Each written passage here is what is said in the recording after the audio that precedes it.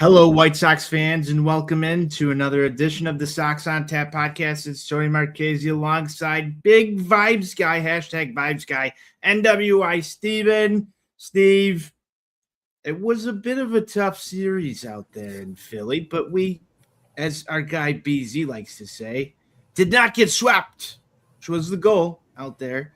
How you feeling, my friend, on this Monday evening? Hey, yo, Anthony. The vibes are a little lukewarm right now. That was not a particularly great road trip, to say the least, going 2-4 there. So now you get the day off here to kind of relax, recharge before the Barves, the team with the best record in all of baseball, come to the corner 35th and Shields tomorrow. As listeners of this show know, you are also a big Barves guy. Not the next 3 days, I'm not. The next 3 days, your Barves are your enemy. They are not my Barves the next 3 days. I hope they get their fucking asses swept. That would be nice. That would be nice. Steven, we're going to talk a little bit about the Gauntlet schedule that's upcoming for this team, including your Barves that they're going to play starting tomorrow. And then, you got some Dodgers, some Yankees in there. There's going to be a series with the AL Central leading Cleveland Guardians. It's going to be a bit of a gauntlet. We'll talk a little bit about our predictions and how we think this needs to go. But before we do that, we're going to just recap this Philly series. And I think the appropriate place to start in Philly is, why were the White Sox unable to just keep up with Philadelphia? They entered the series, one of the hottest teams in baseball, along with the White Sox run. It was a good setup for the series. But the Phillies came out of the gate struggling bad. And it looks like a completely different ball club than what the Phillies looked like at the start of this season when they played the White Sox. Their offense seemed to be clicking. My observations, first off, David Sandlin didn't look like he had what he had in his first start. I know you and I have sort of talked a little bit about that. The bullpen, I saw a concerning stat about, this team giving up runs after they've scored runs today. There was a lot not to like about this series, but I was also happy that we just hashtag didn't get swept. What are your thoughts? It was a tough series. Obviously, as you mentioned here, the Phillies are playing really well since installing Don Mattingly as their manager. They have the best record in all of baseball since they made that change. And look, sometimes that can happen. You get that managerial lift when you make a change. I don't think that all of a sudden this team is materially better just because Rob Thompson is gone, but that's a thing that can just happen sometimes. Sometimes you just have to shake it up a little bit. And that really kind of got me thinking a little bit as we were watching this weekend and just seeing the run that this Phillies team is on. I think back to 10 years ago, 23-10, hashtag never forget.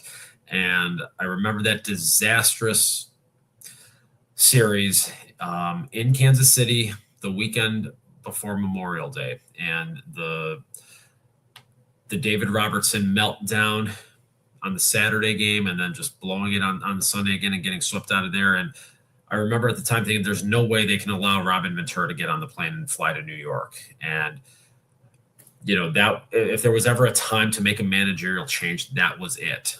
And we saw Dave Dombrowski not be afraid to make the move.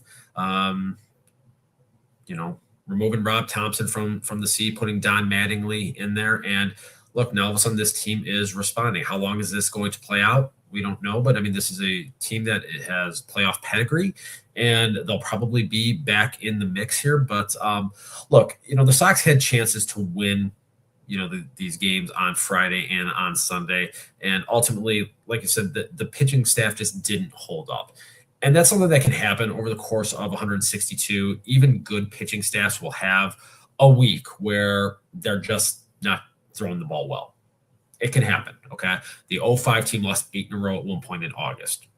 And we all know how good that pitching staff was. So this stuff can happen. Very frustrating just, knowing that this team doesn't really have a whole lot of margin for error. So when you have an opportunity and you give away winnable baseball games, it's frustrating, and these are the types of things that can come back to haunt you. August, September. When you're hopefully playing meaningful baseball as the days on the schedule are winding down there. So hopefully you just kind of chalk it up as a bad week, and hopefully they can just get back on track here this week when they come home. Yeah, I think it's a little bit compounded with the Minnesota Twins series, where you don't get that series victory, you leave Minnesota, and then I think you look back at Friday's ball game. Anthony Kay only able to go 4 innings there, Steve. That's not going to cut it in your book. We know that. That's been well defined.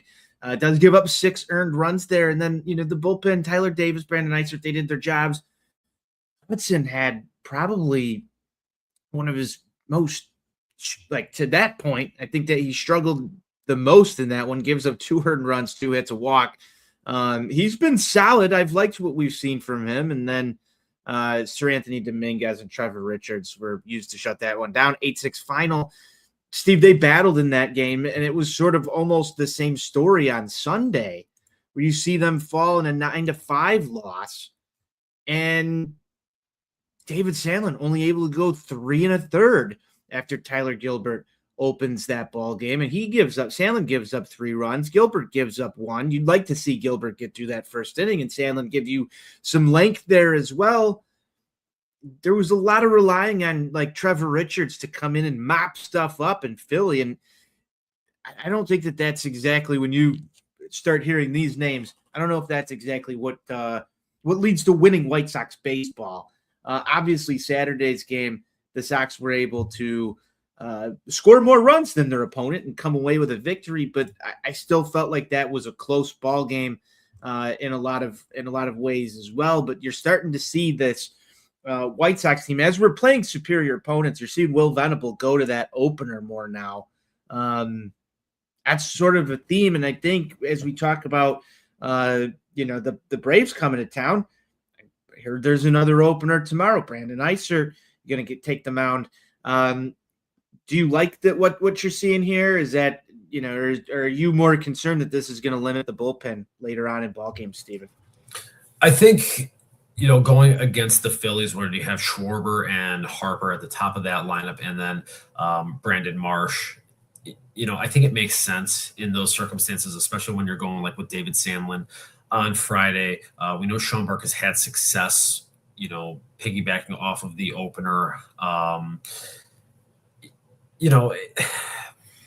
I think it's just very situation dependent. I am very surprised to see them going with the opener tomorrow. I mean, the Barbs are not a very left-hand heavy lineup, especially at the top part of their order. Obviously you got Matt Olson hitting in the number 3 spot there, and Ozzie Albies being a switch hitter. He can kind of go, obviously from either side of the plate right there. So I think it's an interesting strategy to do that tomorrow. I'd be very careful with that first pitch to Ronald Acuna Jr. Brandon Eisert, if you're listening here, don't just groove one right down the fucking middle. Otherwise that thing might end up on the Ryan. So be very careful with that.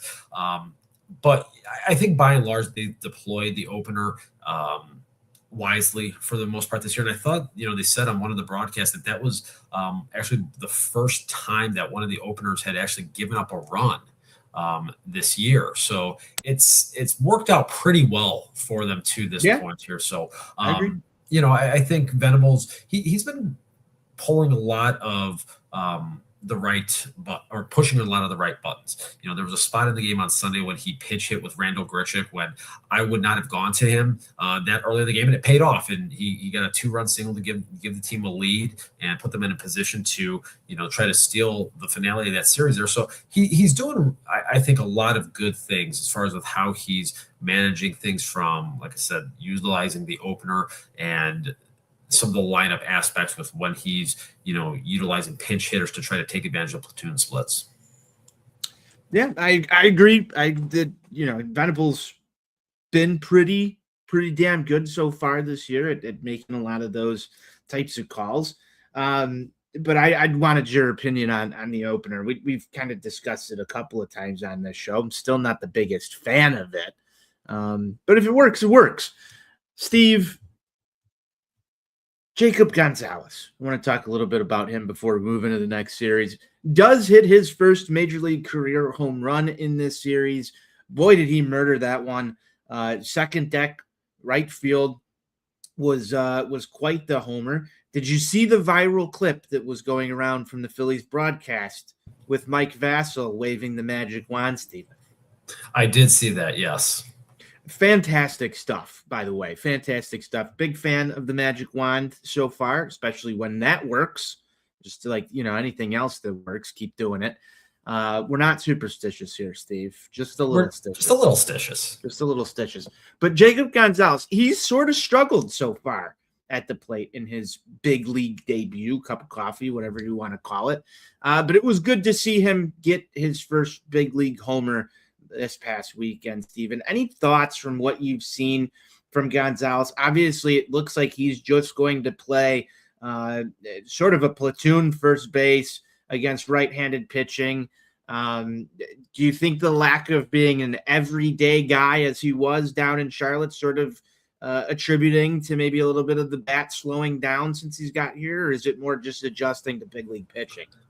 I don't think he's really been that bad to say that to this point here. I mean, obviously the power, aside from the home run on Saturday, hasn't really manifested itself to this point, but I think that's probably just a byproduct of a guy having his first, handful of plate appearances at the major league level and obviously adjusting to the best pitching on the planet. And I think maybe just trying to not do too much up there. And, we've seen him kind of going the other way, slapping some base hits in there. So overall, I have not been dissatisfied with what I've seen from him offensively. There've been a couple of circumstances where, the footwork around first base has not been particularly good, but I think that's almost to be expected from a guy that has played middle infield throughout the almost entirety of his professional career and through college at Ole Miss.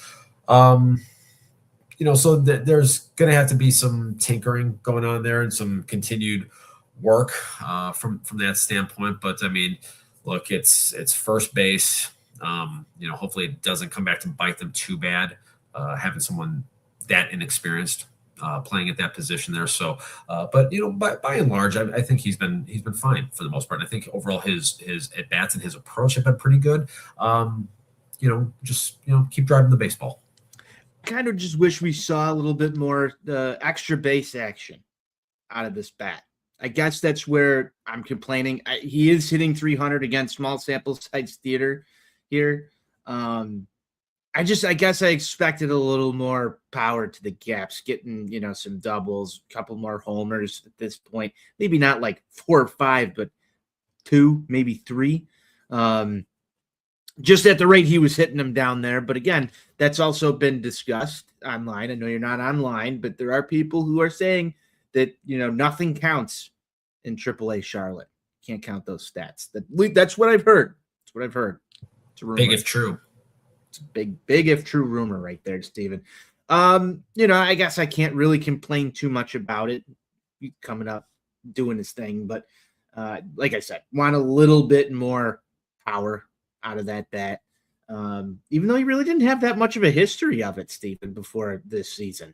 So I don't know, maybe I'm a little off base on it. That said, I don't know how long he's going to stick here, Steve. Do you think that there are any roster moves coming up prior to this upcoming series? And do you believe that Jacob Gonzalez is going to stick with this ball club after Munetaka Murakami eventually returns, probably more likely in about July? I think Gonzalez probably, at least in my mind, has about 3 more weeks of runway.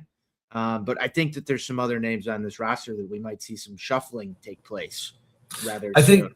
I think Gonzalez is definitely here through the month of June. They don't really have a viable first base option down in AAA Charlotte. And then obviously, he can spell Chase Mydroth at second, could spell Colson at short if need be. So, I mean, he's got, the positional versatility there to be able to kind of mix and match in some different spots if Will wants to kind of tinker with the lineup a little bit. So there is that flexibility there, which I think will certainly work in his favor. So I don't think Jacob Gonzalez is going anywhere. As far as other roster machinations, I mean, I could definitely see some things happening here, obviously with Everson Pereira, going back on his rehab assignment. I think Riku's days are numbered here, if we're being honest with ourselves. So I definitely makes sense. I believe he's the one that has the options. Yeah, so I think we definitely could see some roster maneuvering going on here before the series gets started tomorrow.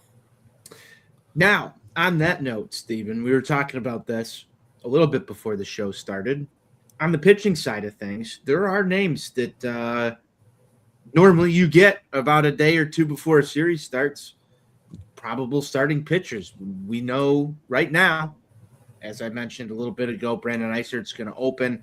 I believe the MLB app still has Eric Fetty listed as the starter for tomorrow's ball game. But our favorite pitcher is listed back-to-back for both Wednesday and Thursday's contests. Then that's TBD, Steven. Do you see some roster shuffling going around here? Is one of our guys hurt? It feels like it's been a while since Davis Martin's thrown. I don't know. What's going on here? Is Noah Schultz? He probably needs a rehab stint. But there's another name that's been tossed around out there. And I was Googling Chicago White Sox a little earlier. There's a lot of smoke about Hagen Smith right now. I don't know what your thoughts are on that. The last two starts have been better. Apparently there were some adjustments made by Brian Bannister. He made a trip down to Charlotte a couple of weeks ago, and I think the last two outings have been better for Hagen Smith.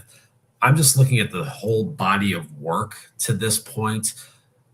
He's not throwing enough strikes. This team has enough problems managing the strike zone. I just don't think that after two starts, all of a sudden that this problem has corrected itself to where we're going to go ahead and bring Hagen Smith up and install him into the rotation.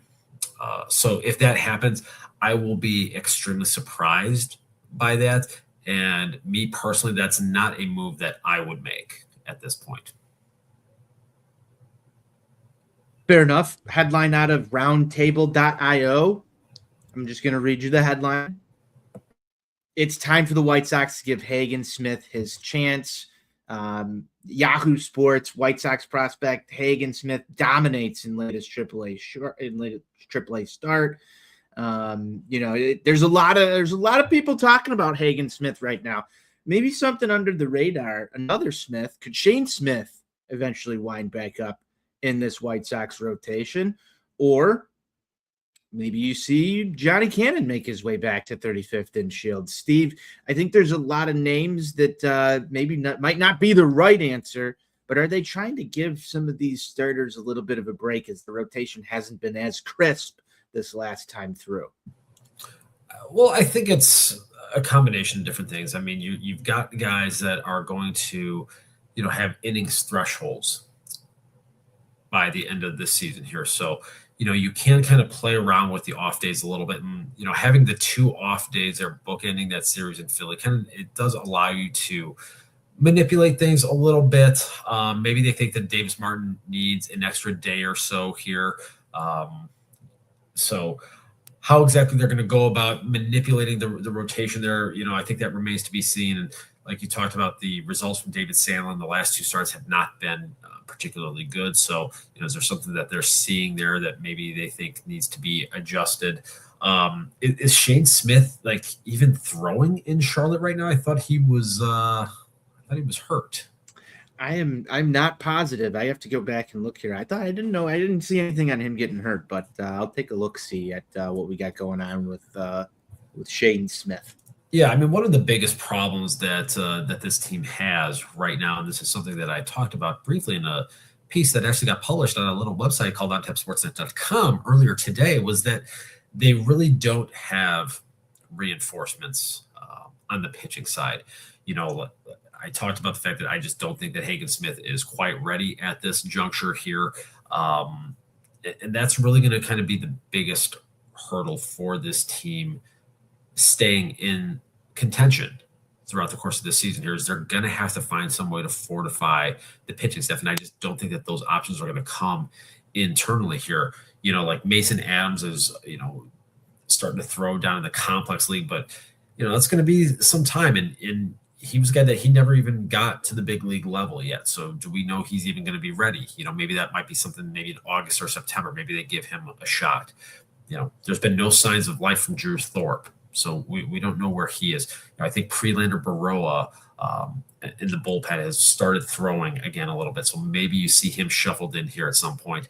I would think Wickelman Gonzalez will get a shot at some point out of the bullpen here. So I just don't really know what a good answer is right now on the pitching side of the equation. Like I said, there's just not options down in AAA Charlotte that I feel overwhelmingly confident in here to come up and really provide a lift to this team at the big league level. Tanner McDougal is hurt, and there's a good chance we don't see him again for the rest of this season, which is really going to throw a wrench in some things. So, two updates for you as you're running off here. Yes, Shane Smith is sidelined with a right rotator cuff injury. That's never good. He has not thrown since April 7th. They said early May that he was going to miss a couple more weeks. We're sitting at June 8th. That's been a couple weeks. I would hope that we get an update on Shane Smith soon. And then this is from CBSSports.com, May 25th. Drew Thorpe elbow, who's recovering from Tommy John surgery, recently underwent an appendectomy, but has resumed throwing. An exact timeline is unclear, but Thorpe has yet to begin a rehab assignment. So that random person that tweeted it that you sent in the group chat was actually right. Unless, it's source news from RotoWire staff. This was May 25th. I forget when I sent that out there, but I did see something online. It's being reported by CBS News that he did undergo an appendectomy, and that he was, it's still a slow return. But the last update before that appendectomy came back that he was ramping up on 5/7. He is on the 60-day IL, so I believe that he would technically be able to return, given the fact that he started the season on, I believe, what would have been like the 10-day. It's a little interesting that we haven't heard anything now on that. And what is that, May 25th? We're going on 2 weeks, 3 weeks here. I don't know if we'll see Thorpe this year. Yeah, that's not going to help the cause right there. He's obviously going to have to ramp up from missing all of last season due to the Tommy John, and now you basically get shut down for a couple of weeks dealing with the appendectomy issue here. That's a real problem. So, it is, considering you go back to spring training. I'm just looking at all of the Drew Thorpe headlines. He was throwing bullpen sessions in March and side sessions. And then, yes, they put him on the 15-day injured list right before the season started, moved him to the 60-day IL, which would have went back retroactive to sometime in March. He could technically be throwing now, but you have this setback with the at least reported appendectomy. We'll trust CBS for this, I guess. So we'll see what happens here. Yeah, it just kind of goes to show, like I said, that if this team can find a way to stay afloat over these next 18 games, the task will be pretty clear for Chris Getz. Find some way to fortify the pitching staff. Again, I think that's all going to be incumbent on this team not completely collapsing here over the next 2.5 weeks. Now, granted, the trade deadline is later this year. It's not until August 3rd, so that gives us even more time right there. But if this next 18 games turns out to be just a complete disaster, that could really, change the course of where this team is at well in advance of the trade deadline here.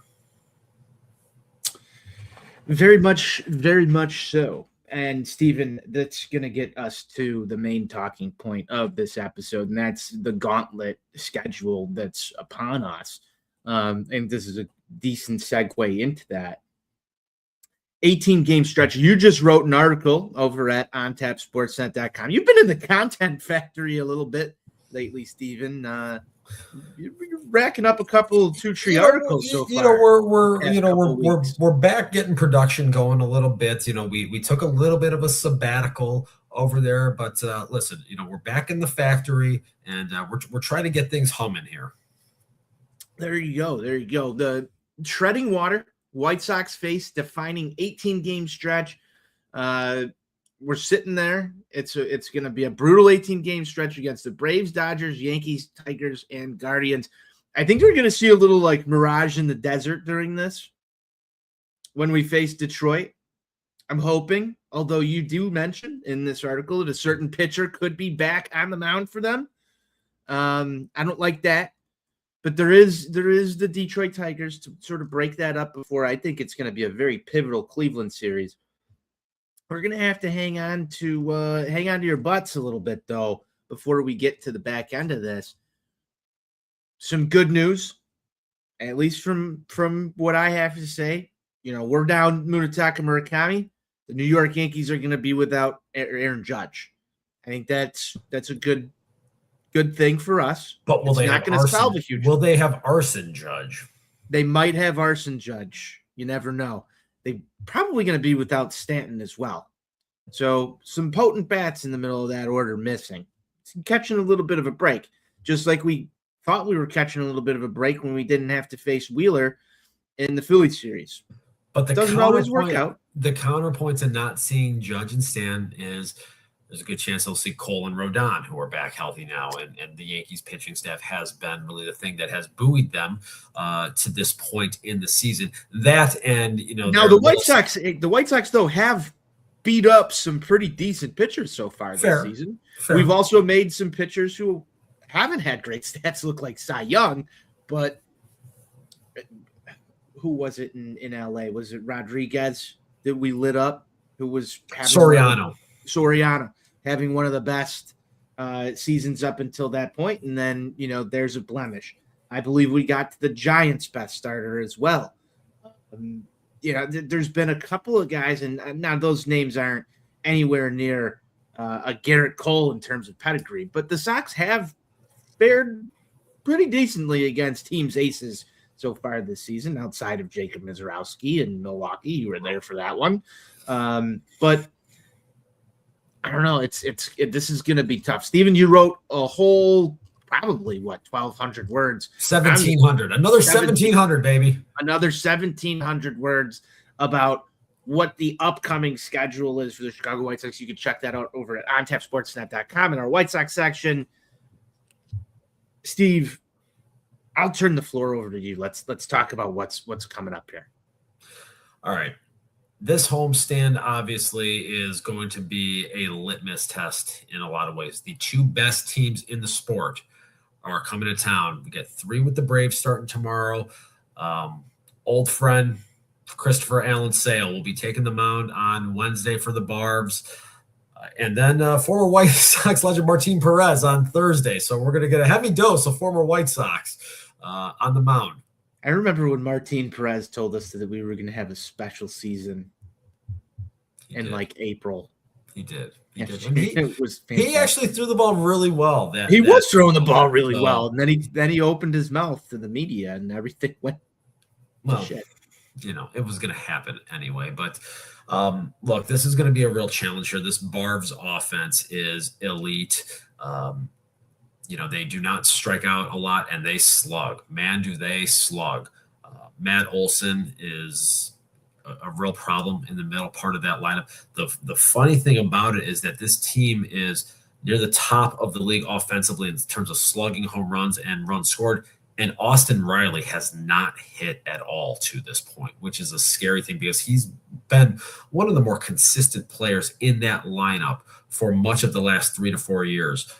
Michael Harris II has continued that hot second half that he had to close out the 2025 season. It's carried over here. And even Ozzie Albies has figured out how to hit again. So, and Dominic Smith, a guy that they bring in off the scrap heap, he's been doing a really solid job for them. So they've got some really good left-handed thump in that lineup right there, and they're just really well balanced. And they're doing this without Drake Baldwin. They're doing it without Sean Murphy at the catcher's position there. So this is a very deep lineup. Like I said, what they do that I think is really a contrast to a lot of other teams out there. And, one of the things I highlighted in the piece was that they're actually near the bottom of the league in terms of their walk rate as a team. But they are a team that is focused on getting themselves into hitters counts and driving the baseball. That is what the Barbs do. And they do it just about as well as anybody. And, then when that 3-game set wraps up this weekend, Friday, Saturday, Sunday, you get the 2-time defending World Series champion LA Dodgers coming in, and they are rolling on all cylinders right now. They had a little bit of a malaise the first 6 weeks of the season here, but they have snapped out of it now, and they look like that team that is poised to try to three-peat, be only the second non-Yankee team to ever pull off a three-peat. And look, this is going to be a real test this weekend. It's going to be very incumbent upon the pitching staff of the White Sox, from both the starters and the relievers, to stay ahead and work ahead in counts with consistency and not give up free passes. If you fall behind in counts to these two teams, it's going to be a problem. No dreaded leadoff walks. Yeah, we can't be having that. The ballpark should be pretty lively here. I think that we're going to have a lot of humidity in the air over the next 6 days here. So it's supposed to heat up. So do not be working behind accounts and issuing free passes, because these teams will make you pay. They will. Steven, tomorrow's going to be in the 80s. Wednesday's going to be in the 90s. Thursday could be potentially bad weather-wise, so we'll see if that game gets in. I saw Wednesday not looking great either now. Wednesday's not looking so great either now, but I think that some of that, at least from what I'm seeing right here on the weather app, we've got some storms that should come through in the afternoon, but by 7, 8 o'clock, it looks like it's going to be pretty calm. Again, all subject to change, but Thursday seems like it's going to be very problematic. Yeah. And it does look like it's going to be a #nice day out there for 6/9. Yes, it will. Slight chance of some drizzle earlier in the day, but it looks like a nice upper 70s, lower 80s start to the ball game tomorrow. It sounds like you're going to be in attendance for us. I will be back at the ballpark tomorrow. That is #confirmed. We're breaking news right here on Sox on Tap. Steve, which series are you more worried about for the Chicago White Sox, this upcoming one with the Braves, or LA this weekend? I don't think that there's one that I'm more concerned about than the other. Do you think that there's one that can go better for the White Sox, though? Maybe more excited, like maybe you think that they've actually got an outside shot at taking the series. Which one do you think that they'd have a better shot at? Man, if I had to pick one, I would say the Barbs, just because tomorrow, Grant Holmes will be the starter for Atlanta, and I think he's very gettable. And then Thursday, assuming they get that game in, Martin Perez, who we know very well from his time here at the corner of 35th and Shields, guy that's been around the league for a long time. That's not anybody that should scare the White Sox hitters. So, right. If I had to pick one, that's the one that I would pick. Then obviously, Wednesday you're going to have to deal with Christopher Allen Sale and, the one that got away. Still not happy about it. Hey, turned into White Sox legend Yoan Moncada. Like I said, I'm still not happy about it. One of your favorite ball players of all time. I have to agree with you. I think that the White Sox can have better shot against the Braves for that reason. I'm a little concerned that the Dodgers are gonna potentially have their way with us over the weekend. Did you see that Saturday's game is completely sold out except for standing room only, and we are charging over $80, $88 to be exact, for standing room tickets at the rate this weekend, Steve? I was not aware of that. So that comes in from a tweet from our guy Austin, who's on the Ticketmaster website. And I can't tell you if I've ever seen, outside of probably the 2021 series with the Astros, where standing room tickets were going above $50, $60, somewhere around there. I mean, maybe during a random Cubs series or a Yankee series in the past couple of years. But this is the two-time defending World Series champs, though. Shohei Ohtani, the best player on the planet. Yamamoto is scheduled to go, I think, on Friday for them. So, this is, this is almost the Dodgers are almost kind of like the Beatles coming to Comiskey Park a little bit. You got to be kind of like upset for anybody who's coming for the Ohtani, Yamamoto, Murakami game. That Murakami's not going to participate in this. That kind of stinks. Yeah, I'm sure there was people who spent some money to come over from different countries or all over our country to be there for that game on a weekend. That stinks. That really stinks. Could have been some premier baseball there. Yeah, I think that would have been pretty epic had Mooney been able to take part in this. And you figure he probably is very upset about the fact that he's not going to be able to participate in this. He seems like the type of guy that would have loved that type of atmosphere to go up against those two guys. Oh, he would have, and I guarantee you that he would have hit a couple of home runs that weekend. Yeah. Yeah. Just some moonshots. I miss moonshots. I don't know about you, Steve. I really miss them. I can't wait.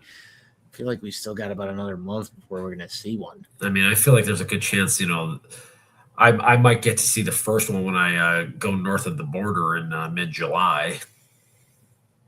Are you really thinking that this is going to stall out until then? It's a hamstring. Look at Kyle Teal. Kyle Teal was hurt, in on March 10th, because he had to play in a stupid meaningless game with Mario and Luigi. He still hasn't started playing baseball. He re-injured himself. I think Kyle Teal would be back if he didn't re-injure. But even still, even if it wasn't the meniscus issues right there, the hamstring portion of it alone took 2 months. Fair. I don't remember what the grade strain was. I wrote 2. The article too. It was 2. That same as Murakami's. Yeah. There's all sorts of weird videos about Kyle Teal doing some weird stuff with his legs in the gym. A lot of people blame that. I don't know. I'm not a medical expert. Might have there's also you got a friend of the show. I'm gonna send you the videos, see if he can evaluate it for us and let us know if it put any additional strain on the hammy. Have you seen those training videos? I've seen a couple of them. Yes, Kyle Teal's an interesting guy. I don't know if you've heard the stories about some of the things he likes to do in the hotel when he's on the road in the middle of the night. I have not. You'll have to inform me at some point. He's an interesting fellow. We'll just say that. This White Sox team has a lot of interesting fellows on it. It's interesting to say the least. We'll put it that way. Yes. So, all right. Let's do predictions. It's prediction time. What do the Sox do in these 2 series? Record prediction? I think they go 3-3 this week. 3-3. All right, so they are going to take 1 series then. Yeah. You think they'll take 1 series? I think they'll take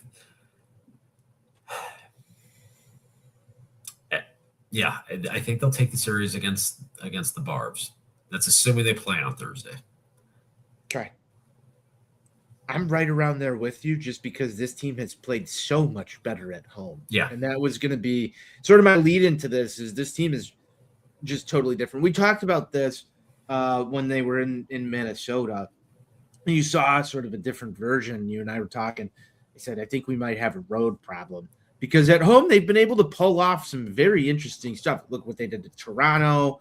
And that's my first example. I go back to the beginning of this season and you're sweeping teams that were in the World Series a couple of months ago. And then it was fascinating because then they lost 6 straight at home. They got swept by Baltimore and they got swept by Tampa, but since then they've gone 17-5 at home. Yeah, which is insane. Yeah. They've been on a heater. So I do expect a little bit of regression. Sure. I do expect a little bit of regression. I mean, the Cubs were one of the best teams in baseball, and they come in and you take a series from them. So why can't you do that to the Barbs? Why can't you do that to the Dodgers? Well, those two teams are actually better, so I mean that's kind of a starting point. Hey, we broke one team. I don't want to break your Barbs as much as I'd like to break the Dodgers, but I think I would very much like to break the Dodgers. I think the Dodgers are hard to break, so I don't want to sound stupid here. But I mean, that would be good. That if we could win a series against the Dodgers, the amount of confidence that this team would have coming out of that series would potentially propel them. But I kind of have to agree with you at 3-3. I like it, and I don't want to go on the doomer side and say 2-4. So I'm gonna have to go one above you and say they win both series, 4-2. Wow, I have to. Wow, that's bold. It's very bold. I doubt it's gonna happen, but if it does, you heard it here first. Wow. Okay. Well, just looking I want a magical weekend on the south side. I will take that. I mean, I want the magical weekend for all the people who are paying $88 to get into fucking Jerryland to stand the whole game. Light off some fireworks. That's what I want to see. I would like to see that. Yes, that would be nice. Very much so.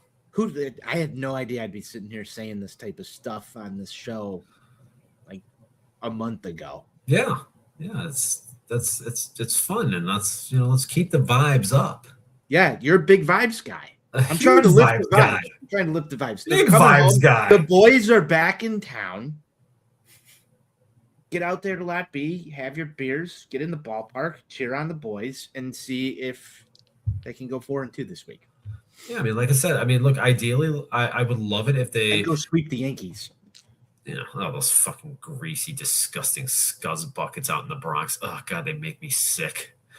I would love it though if they swept the Barbs and outscored them 50-0. That'd be great. I'd be all for it. That's another option too. 4-2 can come a lot of different ways. Sweep the Bronx. Take one against LA, and I'm still good. I'm still golden. Yeah, I'm here for it. So just overall with this 18-game stretch here, like looking at it realistically, if this team can find a way, and I know this is going to sound pessimistic, but if you can find a way, if you go 8-10. Aren't you still a game above 500? You're still right. Which again, then that leads into like the frustration with not getting a second game up in Minneapolis or not getting a second game in Philly when you had chances to win those series right there. So that's really frustrating when you think about it from that perspective here. Or not beating the Orioles. Yeah, or losing a series to the fucking Giants.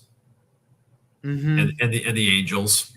I mean, there was plenty of meat left out on the table this season. Yeah, and here we are. It's June 8th in the year of our Lord 2026. We still got a long way. We still got 97 more of these to go. Yes, we do. That said, you want to make sure that you're not throwing away opportunities. The games in April and May and March matter just as much as the ones in August and September. I think obviously the ones in August and September get magnified because you don't have as much leeway to make up ground, with them. And so I think that's why there's that perception that they matter more. But, they all count as 1/162nd of, the total output.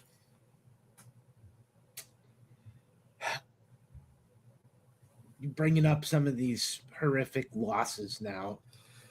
Yeah. I'm having some White Sox. The Hawkaroo would used to say, you're going to win 60, you're going to lose 60. It's what you do in those other 42. I think we've identified some of those 42 already. I think we have. There's some that they've won, though. True. There's some that they've won. True. That comeback game against the Angels on that Monday. I think that definitely falls into that category right there. The Vargas walk-off homer. The Vargas, yeah. You can point to a couple of these and say, ooh, that could have gone either way. They stole the one. Yeah. I have to go look at their expected win-loss, but I'm pretty sure they're playing close to where they're yeah. I think it's within one game or two. Yeah. It's like a game over. But again, I think that kind of leads back to, well, at this point, I mean, they've had a couple of blowout wins here in the last 2 weeks that I think kind of negate those two huge blowout losses that they had the first week of the season here. So we're kind of like, almost even keel at this point here. And I think they're differential. They're maybe like +7 or +8. Remember when they were not a serious playoff contender because they had a -20 or a -40 run differential, and then they erased it. Yeah. Interesting. Meanwhile, the Gingers are like, have like a -25 run differential, and that's with having a 17-1 victory over Baltimore. Sox are +8 in the run differential. They actually lead the AL Central in runs scored right now at 310. Cleveland does not score a lot of runs. No, they do not. 272 and 271, which is why I cannot wait to play them. I know I'll be frustrated if and when they beat us, but like the Sox expected win-loss is 33 and 32 or 34 and 31. So you're within a game, give or take there. And then, on the other end, Cleveland's expected win-loss is 34 and 33. So there's some luck there. They're getting a little more lucky than the Chicago White Sox. Yeah, those little garbage, 85-mile-an-hour, dinks off the bat that fall in there that they always seem to do. They are so annoying. Such an annoying franchise. They are, and they're tied right now in the bottom of the fifth with the New York Yankees. Let's hope New York can take care of business. That they are. I don't like it. It's actually the bottom of the eighth. So we're running out of time there. Yes, bottom of the eighth. There's some work to be done. Google's a little behind for me. Steven, we're about near the end of the show. Any final thoughts before we wrap this up, or anything that we miss? I think we've covered a good bulk of it. I think we've covered everything to this point. Do you want to talk a little bit about how good Tristan Peters has been? He's been awesome. He really has been. What a revelation he has been. This is a guy that I think, that first week of the season, there were a lot of people that were not happy with him, and he's just gone out there, and he's actually, I was one of them. I didn't even know where the guy came from. Yeah. He's been sprinkling in some doubles in there, playing really good defense in center field, taking some walks. He's just had a really solid start to the season. And for a guy that nobody really expected anything out of, that's a very pleasant surprise. And I think this is one of the things that we were talking about in the group text is that Chris Getz has done such a good job this year in particular at getting those quote unquote scrap heap back end of the roster guys and getting utility out of them. You look at what obviously, Peters being kind of the everyday center fielder at this point, but you just look at the pickup with Randall Grichuk, what they've gotten out of him to this point. It's really gone very well from that perspective. But I mean, you just can't be anything other than thrilled with what this team has gotten out of Tristan Peters to this point in the season. And that $20 million center fielder that they sent over to Queens is nowhere to be found. Shocking. Granted, it was still a not a very good trade because we're saddled with Luis Angel Acuna as a result of it, but hey, the Sox are actually getting quality center field production. Yeah, I'm shocked. I was one of the people who sort of wrote this off as same old White Sox scrap heap type shit. Then I see stuff like this today from Just Baseball on Twitter. The only players hitting over 320 with 15 extra base hits since May 1st, Shohei Ohtani and Tristan Peters. And Tristan Peters has a better batting average since May 1st and more extra base hits than Shohei Ohtani. That's unreal. That's a wild stat. Unreal. Who thought that was going to happen? Not me, not you, not anybody. No one could have predicted that. The former Savannah Banana is on fire. It's ridiculous. It really is. So I had to give Tristan Peter some love before we got As you should. Had to. He deserves it. He deserves it. He's had 100%. a great campaign so far. I will cast some all-star ballot votes for Tristan Peters. I don't know about you. Good for you. You probably have a different center fielder. You might be out there like, I don't know. Much. Who would you vote for in the AL? Much in line with my general policy. I generally don't vote. So you're not going to vote for the All-Star game. I get it. I got you. I mean, this is why our boys never make the All-Star games, because we don't have Steve's 5 votes per day. I actually thought I did see a promo that if you cast 5 votes, you can get 40% off of tickets for this homestand. Really? I thought, yeah, I'm gonna have to go look that. That would be a good move. I was watching the game with a buddy of mine yesterday, and he showed it to me, and he actually, had his phone out and was casting some ballots right there on the spot. So I may, consider that. Hey, they haven't really done anything. Do you remember the Punch AJ campaign? Oh yeah, that was good. We haven't really had that since. I believe Scotty Pods was like the last one. Well, they had back-to-back years. They had Pods, they had AJ, and then I think in they had another one year, like might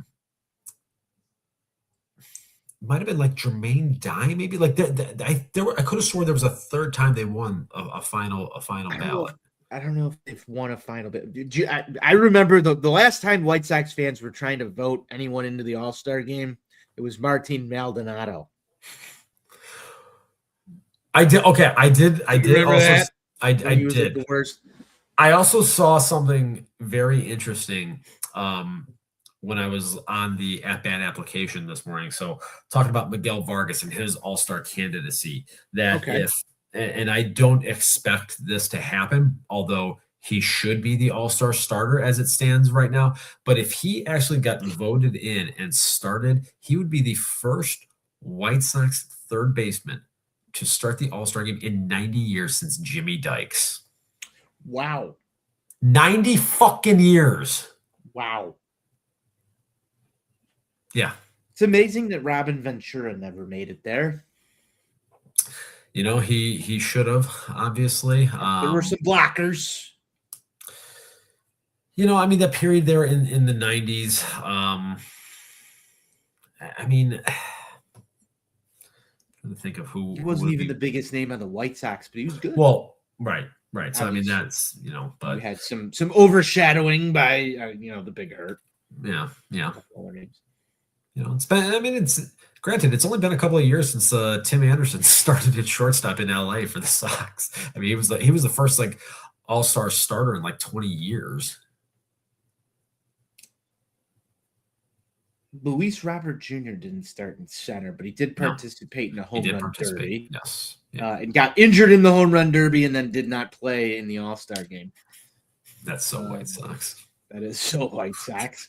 I'm just trying to think back through Rebuild 2.0's All-Stars. You mentioned Tim Anderson already. Obviously, Jose Abreu mixed in there. Gelato. I think Gelato. Didn't Lance Lynn get a nod at some point? I think Lance Lynn did, and then I remember in 21, Liam Hendricks got in there, and they made the mistake of miking him up. Yes, in Colorado, and after the first pitch, Joe Buck, Liam, you're mic'd up. That was great television. It feels like that was yesterday. I can't believe that was 5 years ago. 5 years ago, man. Yeah. 5 years ago. Wow. Well, Steven, that just about does it for us on this show. I guess those were the final thoughts, unless you've got anything else to say before we get on out of here. Win a series, beat the shit out of the Barbs. I agree. The boys are back in town. I'm glad that they're back in town. Me too. And I hope they take care of some business. That's about it for us on Sox on Tap, episode 13 of season 8. Everyone have a nice day tomorrow. Everybody have a nice day tomorrow. That's a good way to say that. You can follow the show at Sox On Tap. You can follow us all at On Tap Sportsnet. Make sure you go to ontapsportsnet.com for all your Chicago sports literature podcasting needs. You can follow myself at Tony On Tap. You can't follow the hashtag Vibes Guy because he's not online. That'll just about do it for us here at Sox On Tap. We'll leave you with one last message, and that is White Sox forever. White Sox for life.